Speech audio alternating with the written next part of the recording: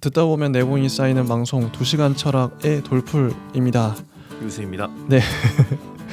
남경태 선생님의 종횡무진 서양사 1권을 같이 공부하고 있고요. 1부 씨앗편의 4장 통일 그리고 중심 이동이란 제목을 보겠습니다. 소제목 보면 고대의 군국주의인데요. 여기 보면 중요한 질문이 이게 다양한 나라들로 이때 당시에 분열이 되어 있었는데 이게 분열 상태이긴 해도 이 시기는 혼란기라기보다 전환기였다고 합니다. 오리엔트는 통일을 눈앞에 두고 있었던 거죠. 이때 통일의 주체 세력으로 등장한 건 아시리아라는 강력한 군사 국가였다고 해요. 그렇죠. 아시리아는 진짜 그냥 군사력으로 그냥 정의할 수 있을 것 같아요. 아까 히타이트처럼. 그렇죠. 이제 히타이트와 이집트가 맞붙었을 때 이제 둘 다 서로 깨지고 나온 진공을 이제 오시리아가 아니라 아시리아가 이제 차지를 하게 됐고 이 아시리아는 정말 호전적인 민족. 정말 그랬던 것 같아요. 민족이랑 호전적인 국가라고 하겠습니다. 그랬던 것 같고 이 아시리아는 기원은 셈족이었다고 합니다. 힘의 공백이 있은 덕분에 이렇게 등장할 수 있었고 잔인하고 파괴적이었다. 포로들을 무자비하게 학살했다. 아슈르라는 전쟁의 신을 섬겼다. 이 정도 그렇죠. 하고 바로 64쪽으로 넘어가서 네. 아시리아의 정복 영웅인 이름이 어렵네요. 티글라트 필레세스 3세는 기병과 전차를 결합한 전술을 내세워 오리엔트 전역을 정복했다. 그래서 여러 왕들이 정복한 그게 나와요. 서술이 나오는데 전국 시대 마냥 나오죠. 예, 역사상 최초로 오리엔트 통일의 위협을 이룬 게 아시리아다. 이 정도 알아두시면 될 것 같고 그 다음에 65쪽으로 바로 넘어가서 아시리아 다음에 열매를 주운 페르시아라고 나옵니다. 파괴와 정복은 무력만으로 가능하지만 건설과 발전은 문화적 토양이 있어야 가능하다. 지속성이 있으려면 아무래도 전 국민적인 특정 믿음이 있어야 한다는 거죠. 요즘에는 자본주의가 심지어 그 믿음이 될 수도 있고 민주주의가 될 수도 있고. 그래서 그런 점에서 보면 아시리아는 진정한 통일 제국의 자격이 부족했다. 무력만으로는 안 되죠. 당연히 문화적인 힘이 있어야겠죠. 오로지 정복만이 유일한 에너지였던 아시리아는 막상 정복이 끝나니 더 이상 제국을 굴려갈 동력이 없었다. 이거 어디서 많이 보던 건데요. 히타이트도 이렇게 망했죠. 그렇죠. 네, 똑같은 팽창하다가 스스로 촛불이 꺼지는. 맞아요. 문화적 힘이 없으니까 이렇게 된 것 같아요. 그래서 66쪽 보면 이후 오리엔트 무대는 지금 이제 아시리아는 순식간에 망했고요. 네. 이후 오리엔트는 바벨론과 메디아, 부활한 이집트와 소아시아에서 일어난 리디아 이 네 나라가 병립하는 형세를 이뤘다고 합니다. 이제 문명의 중심은 이제 어느새 오리엔트를 떠나서 서쪽의 지중해 세계로 옮겨가는 중이었다고 해요. 이 시대만 하더라도 포스트 아시리아 시대의 첫 주자는 바빌로니아였다고 합니다. 특히 이대 왕인 네부카드네자르 2세는 기원전 6세기 초반 이집트를 점령해 함무라비 시대 고 바빌로니아의 명성을 되찾았다고 해요.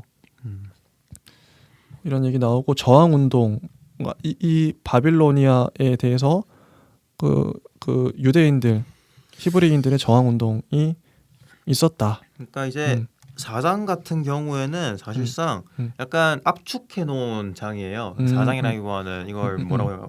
네 번째 부분은 압축해 놓은 부분인데 그래서 이거를 간략하게 도식화할 수 있을 것 같아요. 예, 좋습니다. 그래서 이거를 이제 처음에 그러니까 이 네 번째 장 이전에 3장까지를 요약하면은 이제 이집트와 히타이트가 있었는데 그렇죠. 이제 그 둘이 전면전을 벌이고 이제 진공이 생겼다. 그렇죠. 여기까지가 이제 세 번째까지고 그쵸. 그리고 이제 그 진공의 부분을 이제 아시리아가 이제 차지를 하고 근데 문제는 이 아시리아는 아까 히타이트 마냥 계속해서 팽창을 해나가는 그런 힘으로 발응을 했고 그런 힘으로 앞으로 나아가다가 맞습니다. 결국에는 더 팽창할 걸 찾지 못하자 스스로 꺼져버려요. 네, 맞습니다. 그런 다음에 이제 네 나라가 서로 발응을 하게 되는데 그게 제2기한 이집트 그리고 바빌론, 그 메디아, 그리고 리디아입니다.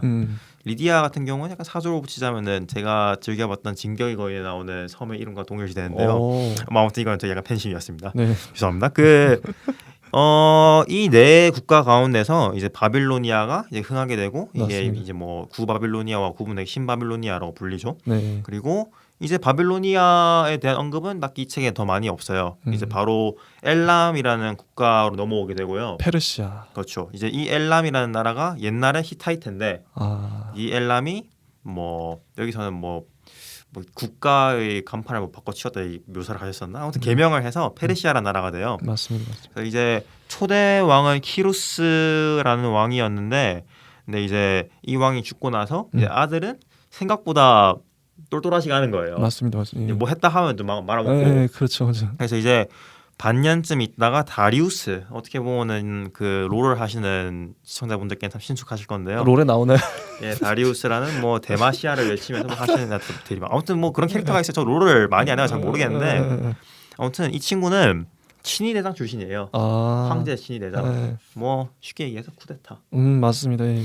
근데 이렇게 하는데 근데 또 얘가 너무 통치를 잘하는 거예요. 잘했죠. 이제 다수개 여기서 20개였나 아마 그랬을 건데 행정구역을 이제 행정구획을 해서 나오네요. 왕권을 좀 더 효과적으로 수립시키고 그다음에 아까 제가 저번 화에서 얘기를 했던 네트워크를 정립을 해요. 아. 이게 물리적 경제적 네트워크를 정립을 하는데 행정망, 통신망, 도로망 건설했다 나오네요. 그렇죠. 뭐 세금 징수도 얘기를 네, 하고 세금 나오네요.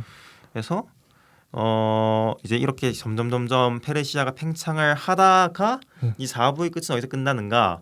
오리엔트, 이제 페르시아죠. 페르시아가 그리스와 이제 맞물리게 돼요. 아, 마치 예전에 메소포타미아와 이집트가 맞물렸던 것은 약간 데자뷰죠. 네. 데칼코마니죠. 그래서 이제 역사적 서사는 이제 네 번째 부분에서 여기서 끝나요. 이제 그리스와 맞물리게 됐다 페르시아가. 이제 그 다음부터는 이제 2부고요. 그 이후에 이제 간략하게 빛은 왜 서쪽으로 갔는가에 맞아요. 그 얘기 나옵니다. 예. 대해서 얘기가 나오는데 네. 이 부분에는 우선 저는 상당히 비판적입니다. 이 장에 대해서. 예, 말씀해 주시죠. 재밌네요. 그래서 제가 비판을 좀 세게 하면 예, 그 재밌습니다. 정도의 강도로 돌풀님께서 저를 다시 네. 되파주시면 그럼 좋겠습니다. 한번 들어보고요. 예, 그래서 일단 브로델이라는 역사학자가 얘기하는 역사의 가장 깊은 심층에 지리가 있다라는 말로 시작을 하는데 이게 왜 인용을 하냐면은 이 비옥한 초승달 지대에서 일어난 문명이기 때문에 중앙 집권화가 오래 지속되기 어려웠다는 거예요. 그 얘기 주장하시죠. 네, 그러니까 이게 이곳은 초승달이라는 우리가 수사를 썼을 만큼 길게 늘어져 있어요. 맞아요. 늘어져 있기 때문에 제국의 통치가 어려운데 이 이유가 뭐냐? 이 시대에는 네트워크가 발달하지 않았기 때문에 아무래도 중심점이 있어야지. 그 중심점 다시 말해 수도죠. 네, 이 그렇죠. 수도를 중심으로 해서 이제 교역망이든 도로든 이런 것들을 다 뻗어나갈 수가 있는 거예요. 근데 문제는 나일강의 지도를 보시면 아시겠지만 네. 상당히 일자예요. 마치 일자, 지금의 칠레 같은 느낌이라고 볼 수가 예, 있겠는데요. 맞습니다. 예. 이러다 보니까 이게 한쪽 끝에서 한쪽 끝까지 동일 면적 대비 왕권이 미칠 수 있는 게 한정적인 거예요. 그래서 이런 지리적인 허점이라고 하면 약점을 언급을 하고요. 그 다음에 이제 두 번째로 이제 오리엔트 문명이 전반적으로 가졌던 전제, 독재 정치를 예시로 들어요. 그래서 이제 요약을 하면은 이제 지리적 이유와 정제, 독재 정치를 오리엔트 문명의 지속 불가능성. 두 번째 그 이유를 좀 보충하면 모순이 없으면 발전이 없는 법인데 네. 다양한 모순을 억압했고 사회적 상상력을 마비시켰기 때문에 전제와 독재가 그래서 오리엔트 문명이 씨앗에서 뿌리가 되지 못했다. 요런 얘기입니다. 그렇죠. 모순이라는 다양성을 용납할 수가 없는 맞아요. 그런 사회였죠. 네. 문명이었죠. 네. 그래서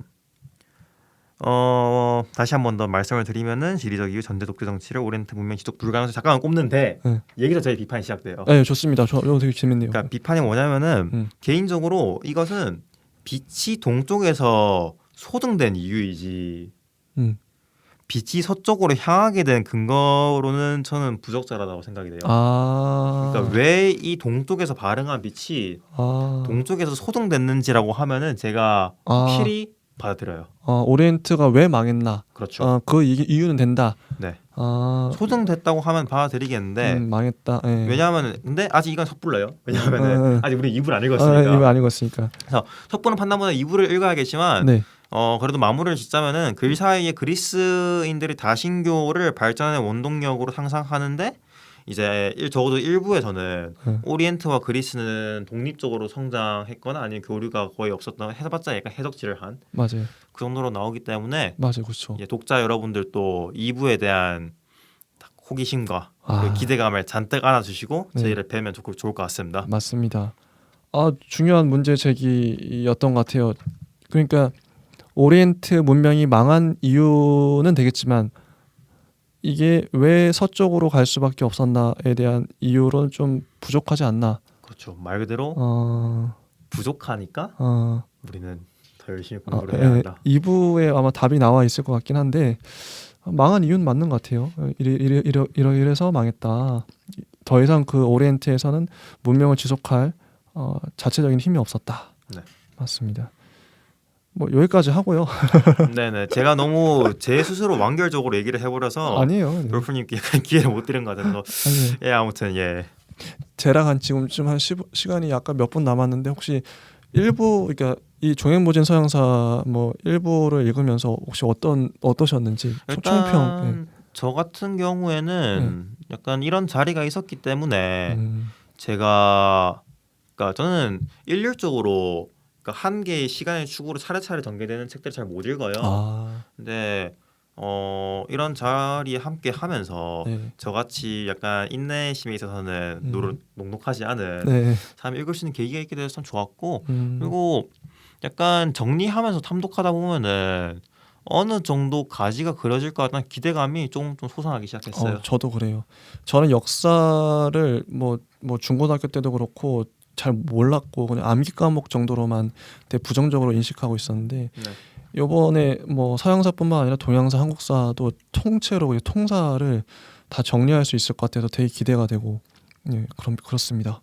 특히나 이제 이번에 좋은 장점은 유수님과 같이 하기 때문에 나의 한계를 벗어날 수 있다. 죄송합니다. 이런 거죠. 기대가 됩니다. 예, 좋습니다. 구독자 여러분들도 아마 기대를 하시면서 저희와 함께 공부 영상으로 그냥 뭐 책을 읽으시면 좋겠지만 그런 여건이 안 되시는 분들도 많이 있으니까요. 저희랑 같이 공부하셨으면 좋겠어요. 즐기면서. 미비한 저희들의 지적 능력의 향상을 함께 봐주시면 감사하겠습니다. 네, 여기까지 감사합니다. 네, 수고하셨습니다. 네.